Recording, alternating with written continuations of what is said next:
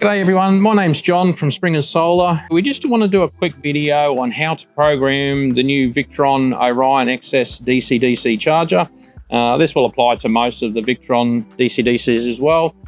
We just want to talk about the basic setup that you use. That's probably the most common one people use. There are other options you can do to wire up and program the DC-DC charger. We won't get into those today. But we'll just talk about the basic program that most people are going to use. So let's get in and have a look. Okay, well, to start off with, you need to have downloaded the VictonConnect app to your phone. So just open your VictonConnect app. Now, we're just going to use a demo library today to show you how to do it. So we're just going to go into a demo library. We just find the Orion Smart DC-DC Chargers. I said we're just showing you the XS version today, but the same would apply to all of them.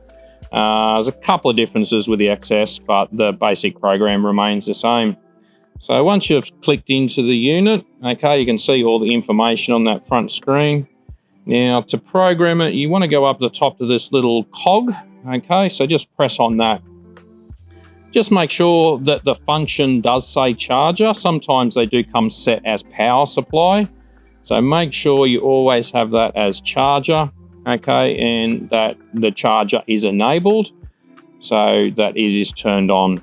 Now with the XS, you can actually change your current limits, which is not available for a lot of their other models. So you just won't have that input current and output current limits on the other models, but it does come on the XS version.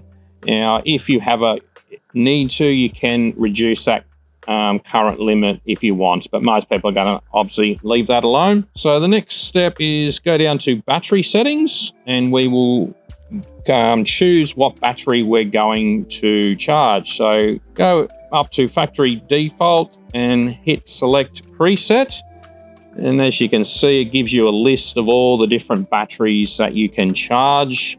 So we are going to charge a lithium battery today, so we obviously put on smart lithium and go OK.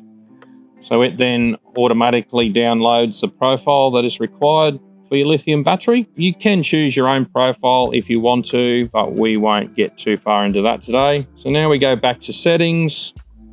All right, now the next one, which is your critical one, is engine shutdown detection. This is where you're telling the DC-DC charger when to turn on, when not to turn on, and also when to shut down if the battery gets too low. With this, you probably are going to have to actually measure your particular vehicle, but we do have some standard settings here that should work with the majority of modern vehicles these days. So we'll generally leave it as smart alternator, and we would change the start voltage back to 13.2. So you just click on that and change it to 13.2.